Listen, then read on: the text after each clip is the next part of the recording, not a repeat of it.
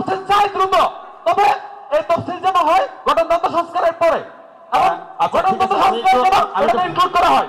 আমরা যতদিন যাবত চাকসু নিয়ে কথা বলছি, আমরা সাধারণ শিক্ষার্থীদের সবচেয়ে বড় চাওয়া ছিল সেপ্টেম্বরের মধ্যেই চাকসু নির্বাচন। কিন্তু আমরা দেখেছি যে কে বা কারা, আমরা জানি না কাদের সাথে আপনারা আলোচনা করে চাকসুর নির্বাচনের ডেট ঠিক করেছেন। আমরা দেখেছি যে আপনারা বলেছেন 12 তারিখ নির্বাচন, তার আগে একটা বন্ধ আছে। আমরা স্পষ্টভাবে বলে দিয়েছিলাম সেপ্টেম্বরের মধ্যে আমরা নির্বাচন চাই, কিন্তু আপনারা একপাক্ষিক সিদ্ধান্ত নিয়ে আপনারা সেপ্টেম্বর থেকে আপনারা নির্বাচনটা অক্টোবরে নিয়েছেন, যেটা আমাদের শিক্ষার্থীদের জন্য একটা মানে অনেকেই এই বন্ধের সময় বাড়িতে চলে যাবে।